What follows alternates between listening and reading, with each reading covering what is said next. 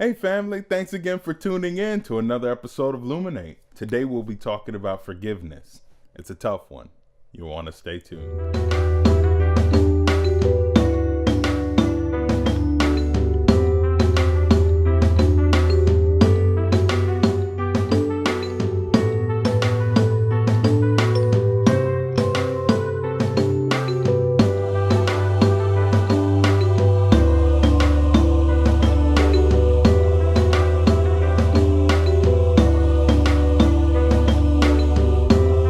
Thank you, family, so much for your patience. I apologize for the lapse in recording, and I have come up with some ideas that will remedy that in the future. But this episode is a great one, a special one, because this is the first episode that comes in response to a post or a comment on a video from before. The initial idea of these videos are actually a conversation, and that takes both sides. So I encourage you all to comment and respond. This is actually based on a comment that was left in the Christian Hypocrite video. I'd love for you to go and check it, but pretty much asked, how do we overcome the hurt that we have been dealt by these hypocrites, and how do we prevent from becoming a hypocrite ourselves? Those questions are so insightful, and they do tie in together, and I'd love to cover them in this video. Now, as I touched on in the last video, there are fresh wounds and scars that can't be healed through information. No amount of words that I put into your mind would allow that wound to be closed.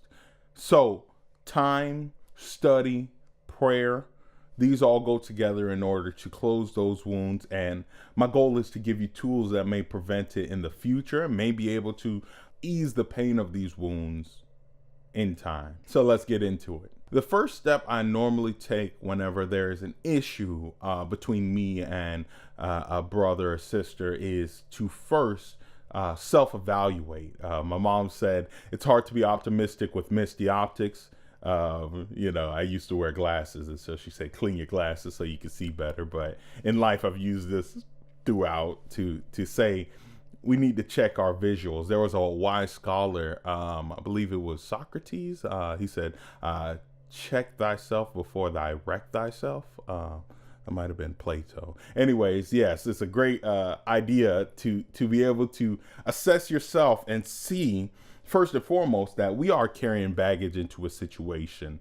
Remember that we have scars and wounds and issues that we use as prejudices against people that may not actually stand in for that situation. Then we also hold our opinions and our feelings much too high, saying that if I feel this way, then it must be right. And a lot of times it's not. Many problems could be solved by just first and foremost humbling ourselves, having an inquisitive mindset, wanting to ask a question instead of jumping to a defense, and being able to deal with people in the way that we want to be dealt with. I mean, for all I know, I could say something that I have no clue would bother you.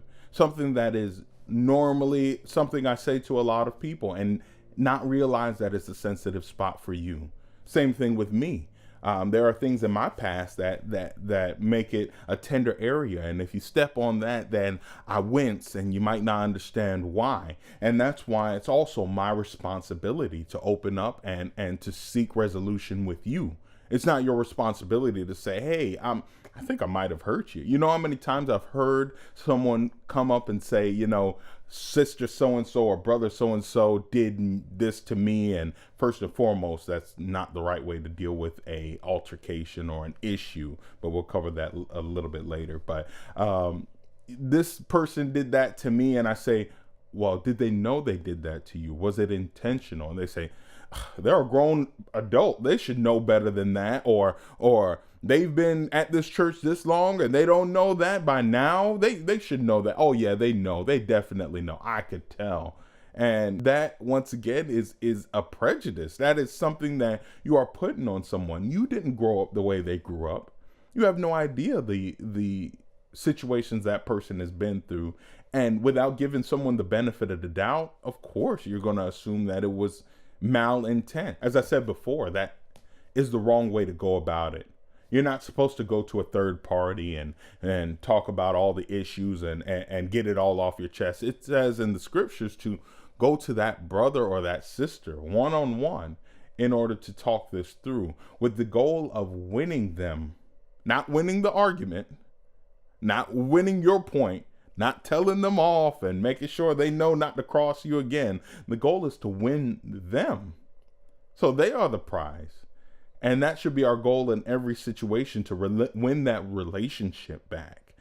So assess yourself, check yourself before you go into it, and make sure that when you do go into it, the goal is clear, that you are not bringing malice into this, and that your goal is to recuperate the relationship that you and that person had. Also use wisdom and tact. Just as you said, that person should know better by now to speak to someone in a certain way. Use the wisdom that you have, that your mother has given you, that your grandmother has bestowed upon you, in order to go to that person humbly and respectfully in order to win that relationship back. Also, do it in a timely manner. I've heard about stories of people not forgiving people for years and years, and God bless them to live that long. But if they died in that time, I don't even know what to say. I mean, I don't even want to risk it and miss that relationship and miss the time that you could have been building and growing your relationship. But also, you need to have the intelligence to not snap back with your first thought and your first opinion. These do take times to assess yourself, to be able to come up with a correct mindset. It does take a little bit of time. I think Abraham Lincoln said anything that he would want to respond, he'd write it down in a letter, and after a week, he would, if it still made sense and he still had those feelings, he would send it. I guess that could work with a text message. I wouldn't recommend it with a text message. I mean, that could accidentally be sent. Yeah, maybe an email. Yeah, no one does that. So maybe write it in an email, and if after a week, assess it again and say, do I really have these feelings still? Now, I'm not saying resolve the whole thing in an email. I'm saying that that email could be a way for you to assess those feelings in order to see if they're still standing and the conversation is needed, or if it's just something that was in the moment and you can let it go. And ultimately, as I said before, let's forgive like our soul depends on it, because it does. You know, I've always got to make time for story time. So in this story today, you have woken up perfect, best side of the bed, you know, shoes on the right feet, great morning.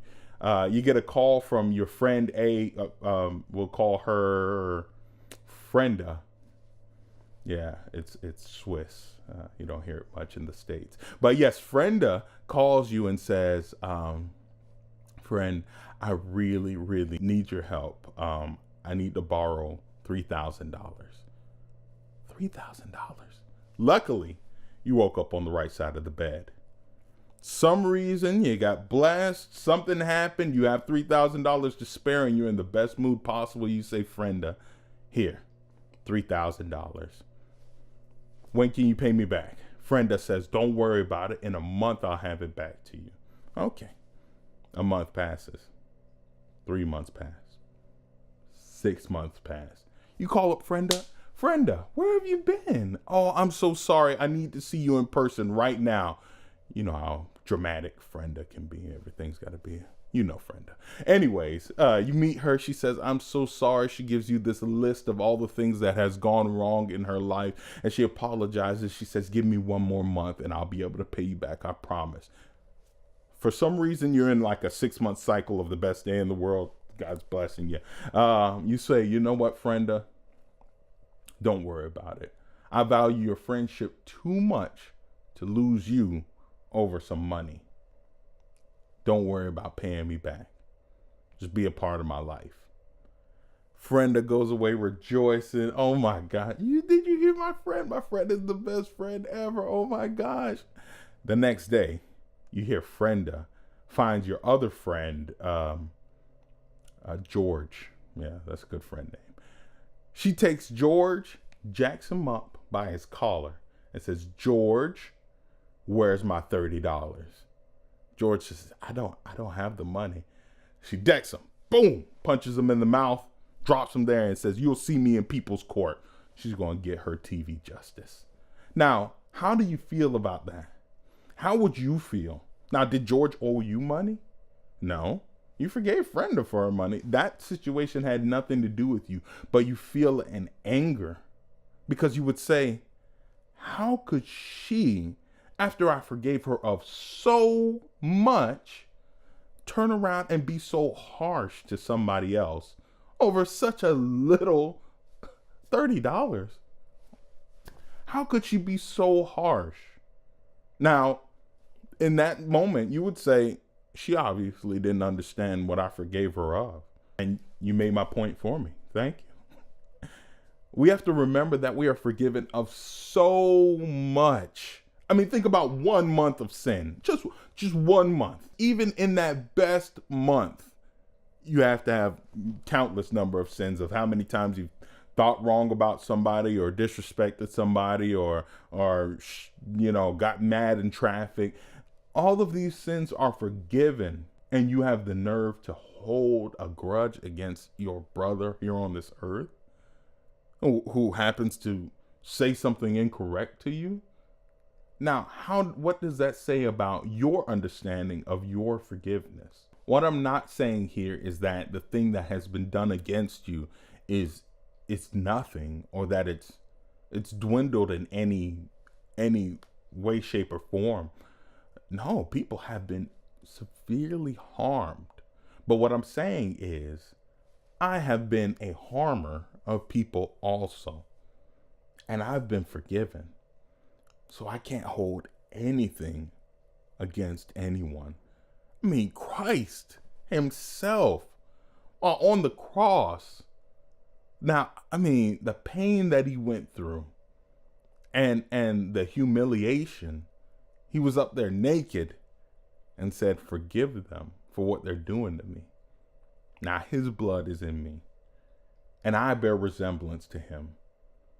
I can't hold this grudge anymore. My soul is too valuable. Whatever they did, I'm not letting that keep me out of heaven. I love God too much. I love me too much to allow that to happen. And I pray that you find that love to be able to overcome and be able to humble and put yourself to the side in order to truly bless yourself. Now, I love you, and I pray for unity. I pray for your healing, and I pray for your growth, and I pray that you pray for these for me.